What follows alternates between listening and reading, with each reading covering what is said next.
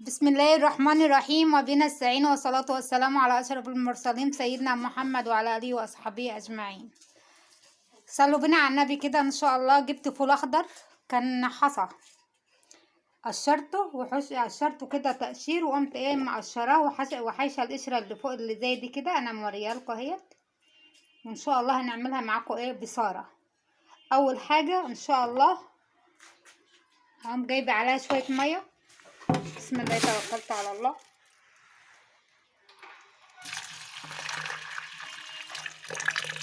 اهيت، وان شاء الله احطها على البوتاجاز اسلقها، وبعد ما تتسلق هوريكم هتتعمل ازاي ان شاء الله. بس هحط عليها شبت وكزبره الاول وهي بتتسلق، وبعد كده هقول لكم هتتعمل ازاي.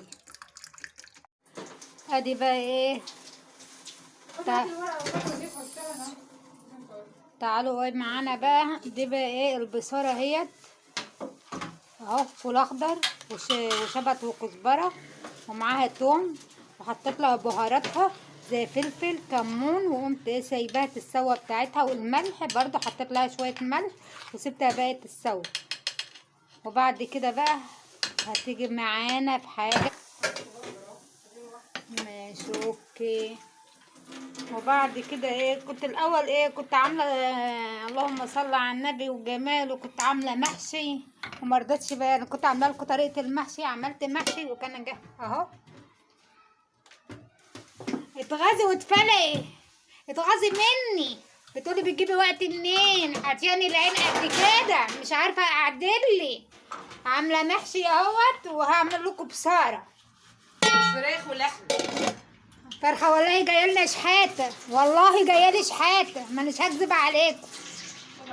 واحده صاحبتنا كانت مربيه فراخ، وكانت ناويه ان هي تجيب لي فرخه، وجابت لي الفرخه وعدتني وجابت، وتبقى اما اعمل عليها صينيه محشي، هي حله محشي. يا جماعه انا جايبه لكم معلومه جامده جامده جامده جامده جامده قوي قوي قوي قوي. صلوا بنا على النبي. دي نبات اسمه نبات حميد.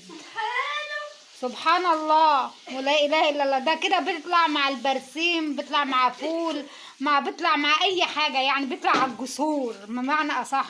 ده اسمه حميد، ورقته اهيت. واللي عاوز ياخد سكرين شوت ياخد ياخدها اهو. ايه رايكم؟ اهو اللهم صل على النبي وجماله.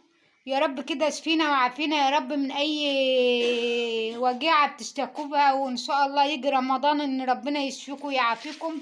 ان النبات ده ساعات بنعمله زي السبانخ كده، بنعمله هي ناس بيقول عليه حميد، وفي ناس بتقول عليه حمضيه. بس الحميد ده بالصلاه على النبي فيه فوائد كتير للناس اللي عندهم تليف على الكبد. بيغسلوه وبياكلوه زي السريس ده بنقول عليه شكوريا. يعني ده اللي عنده تليف على الكبد يا جماعة، والله والله بيشفيه ويعافيه والله العظيم. بس اهو ده اسمه حميد. النبات ده احنا ما احناش يعني احنا بنستهتر بالنبات اللي بيطلع من عند ربنا كده سبحانه وتعالى. وسبحان الله ده بيشفي، ده بيشفي. النبات ده بيشفي اهو. هو راسه عامله زي راس السبانخ اهي، شوف اهو. ده حميد، ده اسمه حميد. والناس بتسميه حمضيه. وفي نبات تاني اسمه سريس، بس برضو في القاهره بيقولوا عليه شكوريا. برضو بيتاكل برضو للالياف بتاع الكبد. ربنا يشفيكم ويعافيكم يا رب. نبته جميله جدا، نبات جميل جدا جدا جدا. وتغسلوه غسيل حلو، وتعملوه عليه ليمون، وتعملوا عليه خل. وبعد كده اللي عنده تليف في الكبد ممكن ياكله كده زي السريس بعيش. وسريس يعني بعيش، ممكن ياكلوا كده بعيش، وان شاء الله يشفيكوا ويعافيكوا الله. دي معلومه كان في دكتور وحتى اللهم صل على النبي ابحثوا عليها على النت. قولوا النبات اللي هو نبات الحميد ده فايدته هيقول لك ده للتليف بتاع الكبد. ربنا يشفيكم ويعافيكم يا رب، ويشفي كل امراض المسلمين اجمعين يا رب. واخواتنا المسلمين ربنا يشفيهم ويعافيهم، وكل عام وانتم بخير. احنا دلوقتي على ابواب رمضان. يا رب كده يبارك لكم ويشفيكم ويعافيكم وينجح أو اخواتنا واولادنا واولاد المسلمين اجمعين وولاد اختي وكل الايه وكل الناس، يا رب ربنا ايه يشفيهم ويعافيهم. واللي يطلبها ربنا ايه يتمناها يلاقيها بالخير ان شاء الله. اهي النبات اهو اهو ورق اهو ورقه جميل اهوت اهو. ده اهو والله العظيم بيقولك بيحوش تليف الكبد، بس تاكله زي السرير زي ما انت بتاكله، زي الجرجير زي الفجل وده بيتحشى برضو، احنا بنحشيه برضو والله بنحشي ده محشي، بنعمله محشي زي الورق السلق والحاجات ده برضو احنا بنحشيه اهو. بص الشجره بتاعته عامله ازاي اهي اهو، جميل جدا.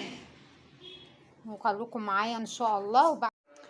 ده الفول بعد ما استوى اهوت، حطيت له برضو توم وحطيت له شبت وكزبره وحطيت له البهارات بتاعته، ملح وكزبره ناشفه وكمون، بس انا ما حطيتش فلفل اسمر عشان ما يسودش البصاره اهيت. وبعد كده ادي التومه اهيت قشرتها وقطعتها قطع اهيت. بعد ما هعملها بعد بقى دي كده هقوم ضربها في الخلاط اهي. شوفوا شكلها بقى اهي استوت اهي ها، بس ما تبرد بس. وبعد كده اقول لكم عن الفراخ. غسلت الحله اهوت وبعد ما ضربته في الخلاط اهوت قدامكم اهو. شوفوا اهو، شوفوا نازل ازاي من الشبت والكزبره خضار اهوت. بسم الله توكلت على الله، صلوا بنا على النبي كده اهو. رايكم اهي ادي البصاره اهي، طريقه جميله وطريقه سهله وتقدروا تعملوها في البيت. تجيبوا فول اخضر ممكن وتقشروه وممكن تعينوه في التلاجة كده وتفصصوه وتحشوا القشره اللي هي الطبقه البيضاء اللي فوق. وبعد كده بدل ما تجيبوا فول مدشوش ولا حاجات من دي حاجات غاليه، احنا موسم الفول الاخضر ودلوقتي بيجي لاخر السنه وبيبقى ناشف، بدل ما ناشف بنفصصه ونعينه ايه في قلب التلاجة، يعني بنحش الطبقه البيضاء ويبقى فلقتين وان شاء الله ايه يبقى ايه بصراحه زي ما انت شايفاها اهيت تخينه اهيت. في ناس بتحط معلقه نشا، انا ما بحطلهاش نشا، انا ما بحطلهاش النشا ليه اهي تخينه اهي اهي. يدوبها تقلب القلبتين وبعد كده التومه اهيت هحمرها وهوريكم ان شاء الله الاطباق بتاعتها ايه بتتعمل ازاي، وهصبها لكم قدامكم واحط لكم كل حاجه التومه وهي اما تحمر وكل حاجه. ادي البصاره بعد ما عملتها اهيت، عملت 3 اطباق، واحد كبير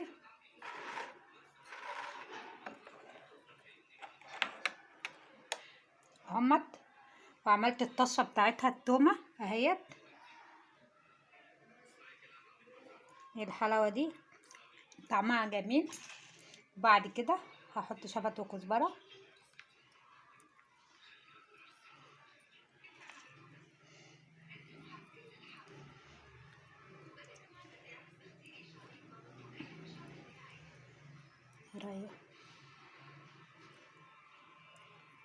ايه رأيكم في الجمال ده والطعامة ديت اهيت زي ما اللي بتيجي في المطاعم اهيت، وبديكوا تقدروا تعملوها وفي البيت تعملوها بطريقة جميلة وطريقة سهلة وطريقة يعني ايه واو واو واو. ايه رأيك؟ ايه اللي اعملوا لي بقى لايك، واللي بيحب رمضان سبحانه وتعالى والشهر الجاي اللي بيحب ربنا سبحانه وتعالى والنبي وحياة الشهر الفضيل تعملوا لي لايك وشير واعجاب واعملوا لي وفعلوا لي الجرس. وان شاء الله شهر خير وشهر فضيل عليكم ان شاء الله في جاية رمضان، وربنا يشفيكم ويعافيكم ويا رب كده يرخص قوت المسلمين اجمعين. وان شاء الله تستنونا بفيديو جديد بطريقة جديدة بطريقة عملية وسهلة وشوف وشكم بخير، والى اللقاء والسلام عليكم ورحمة الله وبركاته، وباي باي، واشوف وشكم بخير ان شاء الله. الشيف ناني البحيري.